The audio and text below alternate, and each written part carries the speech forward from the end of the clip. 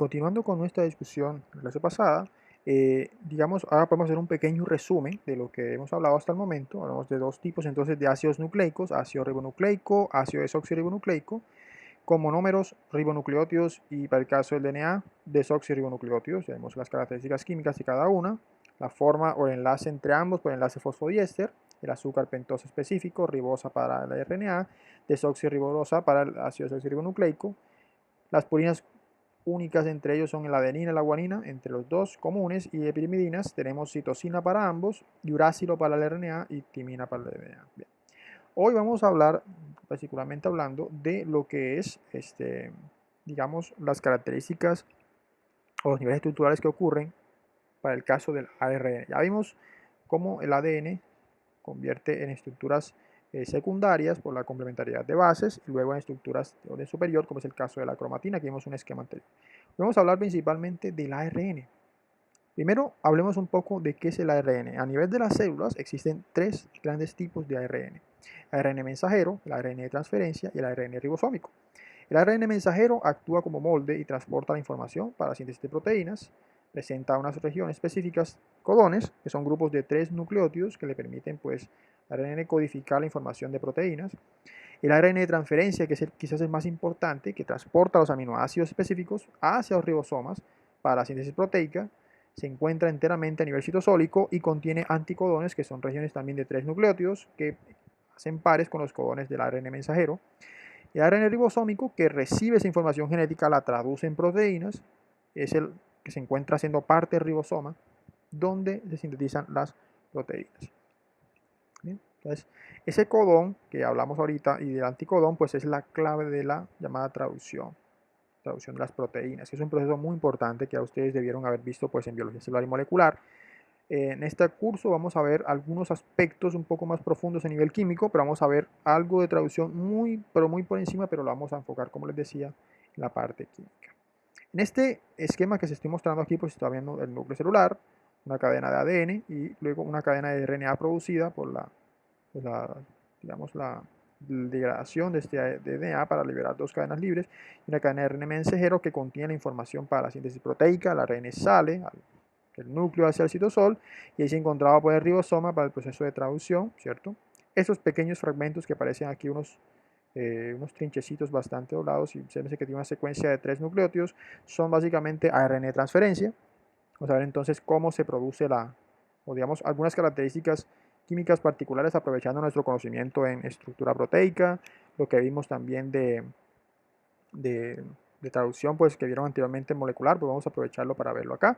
Entonces, hablemos entonces un poquito más del señor, de ARN de transferencia. ARN mensajero, digamos, ya sabemos que es una secuencia específica de RNA que contiene la traducción y la información proteínica en forma de codones, ¿cierto?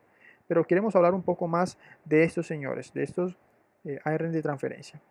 Como ven, se encuentran a nivel citosólico, ¿cierto? Se localizan en el citosol. Y digamos que en el citosol tienen una estructura parecida a lo que se conoce como hoja de trébol. Esa estructura se debe principalmente o se forma por la complementariedad de bases entre varias regiones de la misma molécula. Es digamos, una sola hebrita de RNA más pequeña que el RNA mensajero. Es una sola hebra que se une entre sí por complementariedad de bases y forma, digamos, varias regiones conocidas como brazos o loops o bucles, ¿bien? Que se conoce en inglés como loop. Entonces, la función principal de este ARN de transferencia es hacer corresponder un codón específico del ARN mensajero con el anticodón o su secuencia de 3 nucleótidos, y esa información pues permite la síntesis de proteínas debido a que el RNA de transferencia transporta un aminoácido específico para el cual codifica su anticodón. Entonces él llega, se conecta, y el ARN mensajero le da el mensaje que requiere, ese mensaje codifica con su anticodón específico y ese es el aminoácido específico que se va a ensamblar en el ribosoma. Entonces es la importancia de ADN de transferencia en el proceso de traducción, bastante importante. Ahora, como pueden observar, hay una región inicial 5' y una región 3' final de toda la secuencia, y en los bucles, digamos, existen varias partes que no codifican a nada, es decir, son lugares no codificantes o regiones no codificantes. La única, digamos, que tiene función codificante es el bucle anticodón que posee la secuencia de 3 nucleótidos específica. La estructura de ese ARN de transferencia, la estructura de trébol, tiene un extremo 5' 3', también llamado tallo, el trébol, porque la similitud de las tres hojas del trébol, que es el sitio de unión del aminoácido. El aminoácido se va a unir aquí al extremo cadena 3', ¿cierto? Y digamos, pues se llama bucle CCA porque la secuencia final del extremo 3' es citosina, citosina, adenina, o digamos en este caso los nucleótidos que los contienen. Siempre el final, el extremo final es adenosina. El bucle D, que es no codificante, contiene una señal de reconocimiento de pares de nucleótidos específica para una de las llamadas enzimas conocidas como aminoacil ARNT sintetasas. Las aminoacil ARNT sintetasas son enzimas que se encargan de ensamblar el aminoácido específico que ellas contienen a el ARN de transferencia para llevarlos al ribosoma. Existen una de las 20 enzimas específicas y cada una es específica para un determinado tipo de aminoácido. Entonces, la secuencia D o el bucle D o el brazo D es la señal de reconocimiento para su aminoacil ARNT sintetasa específica. El bucle T, que se llama acá también se llama bucle T-Phi-C, ¿cierto? Es un bucle que, digamos, tiene una secuencia específica para, digamos, una secuencia nucleotídica que permite el reconocimiento de ese ARN de transferencia para el ribosoma. Entonces, este es para el ribosoma específico. Ahora, a veces, digamos, o más bien, se encuentra en muchos libros de bioquímica y de molecular se encuentra esta pequeña región, que es una pequeña región variable, no codificante, perdón, no es codificante, no codifica para nada, pero se encuentra en la estructura de trébol. Esa, digamos, esa estructura tiene como función facilitar el anclaje del ARN de transferencia a la aminoacil ARNT sintetasa. Entonces, todos estos brazos tienen su función. El brazo D para buscar la secuencia específica o cuál es la enzima ARNT sintetasa específica para cargar el aminoácido específico, la secuencia no codificante pequeña variable para facilitar su anclaje y la secuencia T para unirse al ribosoma específicamente como tal. Mientras que el bucle anticodón pues contiene la secuencia de 3 nucleótidos que une al codón del ARN mensajero. Entonces, por eso se hablaba de que hay 4 regiones no codificantes, los brazos D, T, la región pequeña variable y los brazos o sitios de fijación. La única región codificante pues es la región que contiene la secuencia de anticodón. Entonces, es básicamente la unión del ARN de transferencia se produce por activación, que es una reacción en la cual la aminoacil ARNT sintetasa transfiere su aminoácido hacia la ARN de transferencia y este pues ubica su secuencia con su anticodón al codón específico de ARN mensajero para permitir la síntesis de un determinado aminoácido. Algo muy particular, ¿cierto? Algo muy particular es que podemos notar es que las secuencias codón-anticodón se están emparejadas. Y al estar emparejadas, pues nótese que hay secuencias alternantes, o sea, tienen una estructura secundaria particular. Si la secuencia del ARN mensajero por conveniencia es 5'3', el anticodón lo tiene digamos, en el sentido contrario. Y así pues codifica una determinada región específica. Ahora, el ARN de transferencia, digamos, tiene una particularidad y es que los pares que forman con el ARN mensajero, pues tienen una particularidad que se forman por algo que se llama bamboleo. ¿Sí? El bamboleo, digamos que es un fenómeno que se produce cuando, digamos, se forman pares de base atípicos entre nucleótidos que no son o no siguen la secuencia adenina, urácido, guanina, citosina. ¿Por qué? Porque cada 3 posiciones del codón y cada 3 posiciones del anticodón, pues existe la tercera posición del mismo, del anticodón, forma, por así decirlo, la secuencia final. Bien, la secuencia final de unión. Entonces, esa hibridación permite que ella no reconozca más combinaciones atípicas y solo reconozca una de estas dos. Eso incrementa la reducción, me explico. Entonces, digamos, esto no sigue reglas normales, pero sí tiene unas reglas propias. Una G, por ejemplo, un anticodón, se puede aparear con una C o una U, ¿cierto? Pero nunca con otra, que es la adenina, A o G, guanina. Es decir, solo se puede, digamos, pegar con esas dos, no con otras. Es un mecanismo un poco complejo, pero digamos que eso se asegura que se lea correctamente el ARN de transferencia específico y se codifique específicamente el aminoácido específico y no se codifique otro que no es, digamos, o no tiene el mismo orden. Entonces, esa regla del almoleo, esa hibridación del almoleo, asegura que se lea correctamente, cualquiera de los ARN de transferencia llegan y se puedan cubrir todos los codones del código genético sin tiempo a que el código se lea con una imprecisión debida. Entonces eso aumenta la precisión, esa lectura por el tercer codón anticodón.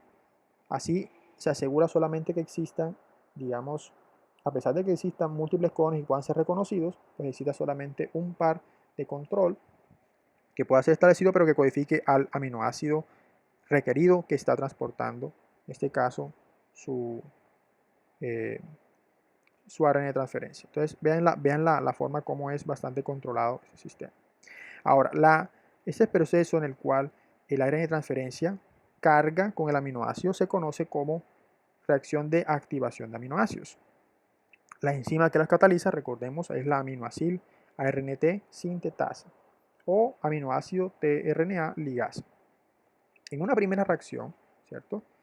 Digamos, es una reacción enteramente ATP dependiente, producida por ATP. Es una primera reacción, entonces se forma un complejo entre el grupo aminoácido normal que tiene la enzima y el AMP, que es el adenosín fosfato, porque esta reacción requiere muchísima energía para poder conectar ese grupo amino a la enzima primero, que es lo que ocurre primero, entonces se requiere muchísima energía. La enzima funciona con magnesio divalente, como un cofactor, recuerden pues cuando vimos cofactores, y pues en este proceso se produce un complejo entre la enzima, AMP, y el grupo aminoácido, es decir, el aminoácido sin el grupo acilo que es completamente liberado. Entonces eso es lo que ocurre acá. En una segunda reacción, la enzima, con esa activación, pues la AMP, pues conecta el grupo aminoacil con el tRNA o con el ARN de transferencia. Entonces, en ese segundo paso, pues se libera el AMP final y al final, pues la reacción tenemos AMP más 2 grupos fosfato, que fue lo que se invirtió de ATP inicial, y la unión, pues ya queda, en este caso, o más bien, el tRNA o el ARN de transferencia queda activado con el aminoácido específico. Entonces, así el grupo aminoácido, que es en este caso, pues el grupo que tiene el aminoácido con la secuencia específica y su cadena lateral específica, es transferido ya desde la enzima con el ARN de transferencia. En resumidas cuentas, el aminoácido ha sido transferido y pues, digamos, ha utilizado la energía de dos moléculas de ATP, que son dos grupos fosfato particularmente hablando, que es lo inicial. Por eso, esa reacción requiere una alta tasa de ATP y por eso es una reacción ATP dependiente. Esta reacción permite, repito, la unión del aminoácido a través del grupo ribosa del extremo 3' libre del ARN de transferencia, siendo el nucleótido de adenosina el que permite la unión. Entonces aquí, en esta otra diapositiva, les muestro cómo ocurre. Aquí está el ARN de transferencia con su bucle D, bucle T, el brazo anticodón, y ese es el llamado brazo aminoácido, que es el extremo 3' de la cadena, el grupo fosfato del nucleótido. Aquí está el grupo, la azúcar pentosa, en este caso ribosa, la base nitrogenada adenina, y en el extremo 3' es donde está el grupo aminoacilo, que es, aquí está el grupo ácido del grupo ácido carboxílico transformado ahora en acilo, ¿cierto? Pseudo enlace oxígeno, y aquí está carbono alfa, hidrógeno, cadena lateral y el grupo amino del aminoácido específico. Así, de esta manera, ya el ARN de transferencia ha quedado activado, cargado con el aminoácido que va a transferir. Bien, el ARN de transferencia tiene una particularidad y es que, digamos, que él tiene la facilidad pues de lograr un anclaje mayor con el ribosoma al momento de la traducción, pero para poder hacerlo tiene que transformarse, digamos, o cambiar su conformación. Eso se conoce como estructura terciaria de la RNT, en donde la estructura en trébol cambia a una forma tridimensional. La ARN, digamos, a pesar de que conforma una sola cadena, adopta una conformación, una estructura terciaria, un plegamiento sobre sí misma, formado a través de los pares de bases formados, y eso pues lleva a que las varias regiones de la doble cadena y los bucles asuman una forma, un pliegue en forma de L, que es llamada estructura en L. Estructura es necesaria para que el ribosoma y digamos pueda, más bien que el ARN de transferencia se pueda anclar fácilmente en el ribosoma durante la traducción. Es decir, él no entra en forma trébol, que es la forma que él tiene predominantemente a nivel citosólico, sino que asume la conformación L para poder anclarse apropiadamente una vez está activado a través del grupo 3'. ¿Bien? Entonces, aquí tenemos un esquema que muestra particularmente hablando al ribosoma y sus dos subunidades, se lo vamos a ver ahorita más adelante, la subunidad grande y la subunidad pequeña. Aquí está el ARN mensajero, que es una pequeña tirilla pues, de codones, y vean cómo los ARN de transferencia llegan a los sitios activos del ribosoma, que tiene tres zonas, que es la zona A, la zona P y la zona E. Vamos a hablar ahorita más adelante de qué son estas zonas, pero lo que nos interesa saber es que la unión ocurre de A a P y de P a E finalmente para que salga el ARN de transferencia una vez ha adicionado un grupo aminoácido a una cadena polipeptídica en crecimiento. ¿Sí? Entonces aquí miren que la cadena polipeptídica está empezando a crecer, incrementarse un aminoácido por vez, conforme se va entregando más aminoácidos durante la traducción. Bien, entonces, bueno, ya por último, para comenzar a hablar aquí esta parte, vamos a hablar entonces de el ribosoma, ¿cierto? ¿Qué ocurre ese ribosoma o ese ARN ribosómico? ¿Qué es ese ARN ribosomal? Digamos, ese ARN ribosomal es el soporte estructural y el componente principal de los ribosomas. Él se sintetiza en el nucleolo celular a partir de una secuencia molde de ADN ribosomal que comienza a engrandecerse y aumentar su ingesta de proteínas hasta convertirse efectivamente en el contenido específico que forma parte del ribosoma a nivel del citosol. ¿Bien? Ese ribosoma, como ustedes saben, es digamos un complejo proteíno bastante amplio, formado por proteínas, pero también por ARN ribosomal. Está formado por dos unidades, una subunidad mayor o LSU, por las siglas en inglés, que es una ribosima específica encargada de la formación de enlaces peptídicos, mientras que la subunidad menor pues, está ampliamente unida sobre él y es la encargada pues, de recibir el ARN mensajero. Aquí tenemos un esquema más detallado. Miren aquí la conformación L del ARN de transferencia. Aquí tenemos una cadena polipeptídica en crecimiento, una cadena de proteína, y aquí tenemos ARN mensajero llegando y transfiriendo la información en codones sobre la subunidad menor, la subunidad mayor pues encargada de acrecentar enlace peptídico. Ahí digamos tanto ribosomas procariontes como eucariontes consisten en dos subunidades siempre, la grande y la pequeña, pero las unidades están formadas por distintos tipos de RNA ribosomal. Tradicionalmente los RNA ribosomal se encuentran o se denominan más bien según su coeficiente de sedimentación, que se mide en unas unidades llamadas unidades de Svedberg. Svedberg, así como su nombre los indica, Svedberg, que son las unidades S. Un Svedberg equivale más o menos es una unidad de tiempo, porque es una unidad utilizada en ultracentrifugación. Es decir, que un Svedberg equivale a unos 10 a la menos 13 segundos. Entre más alto el Svedberg, la unidad de Svedberg, obviamente mayor tiempo se demora en ultracentrifugar. La ultracentrifugación es una técnica analítica en la cual pues, se sedimenta material orgánico, en este caso pues, material nuclear, las células, y entre más tiempo demores porque se requiere aplicar mucha más fuerza centrífuga. La centrífuga pues, es usada para precipitar todo el contenido hacia el fondo de un tubo. No son valores aditivos, es decir, sumar, por ejemplo, aquí tenemos una unidad de 50 Svedbergs, sumar 23, 5 no nos da 50. Obviamente porque cada unidad de ARN, por ejemplo, específica o de proteínas, tiene una específica unidad de sedimentación, pero nos dice simplemente es el tiempo de la misma. Entonces, esos valores, por ejemplo, 50S, 30S, son unidades Svedberg que se usan para saber cuál es la cantidad de tiempo o unidades Svedberg que se usan para ultracentrifugar estas unidades en una muestra biológica. Entonces, por ejemplo, las procariotas tienen 50 Svedbergs, las unidades grandes, y 30 Svedbergs, las unidades pequeñas, mientras que el ribosoma eucariótico tiene 80 Svedbergs, divididos en 60 Svedbergs, la unidad o la subunidad mayor, y 40 Svedbergs, la unidad menor.